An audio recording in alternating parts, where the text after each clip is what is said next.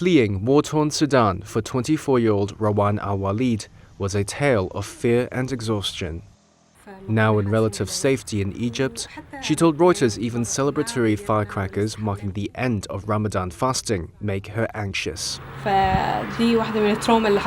This is part of the trauma we are living with. Any sound of fireworks scares us. It stirs echoes of fighting in Khartoum, the capital which since mid-April was engulfed in gunfire and artillery as Sudan's army clashed with the paramilitary rapid support forces. Rockets smashed into Walid's family home, leveling a bathroom. After that, her mother decided to leave Sudan for another country, whatever the cost. The Walid family paid nearly $7,000 to charter a bus for about 50 family members. They traveled 600 miles to Egypt, driving through paramilitary-held lines. Even if they didn't ask where we were going, it was still very scary, because we didn't feel safe. It was a very long road. I have my grandmother, who is very old. This was very exhausting for her. Their escape took around 72 hours, and not everyone in her family made it.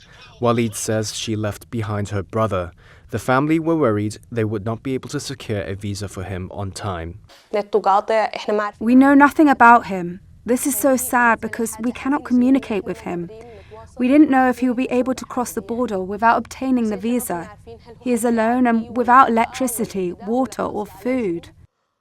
Hundreds have already died from the fighting in Sudan as the country teeters on the brink of civil war. Many remain trapped in their homes or neighborhoods as law and order break down. Walid says it's a relief to escape the violence, but she worries a lot about loved ones who are left behind. I wish that both the RSF and the army would sit together for dialogue and stop the fighting immediately.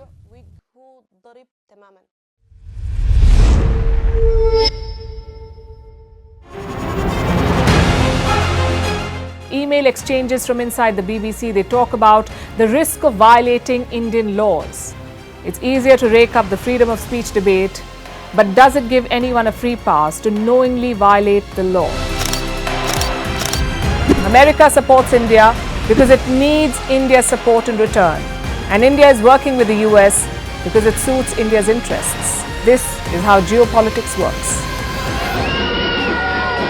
Last night, he diffused a crisis with his defense minister. But today, Netanyahu was confronted with a new problem. His cabinet seems to have rebelled against him. The UK is looking at the Indian subcontinent to fill its coffers. That India seems to be negotiating from a position of power, like a partner and not a former colony.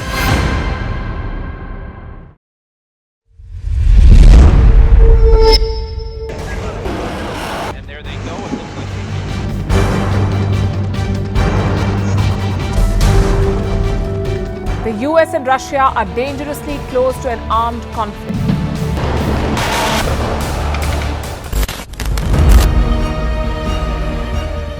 This year, 2023, New Delhi will be the capital of global diplomacy. For a country as diverse as ours, with 88% of the population illiterate, it was a very big deal to write a constitution, and that too, the world's largest. Meanwhile, if we may, here's a Republic Day gift from India for the BBC. A list of suggestions for the BBC for their upcoming documentaries. Number 1, the Kohinoor and the colonial loot. Number 2, an outdated monarchy and unhealthy obsession with the royals. Number 3, racism in 2023. We're waiting.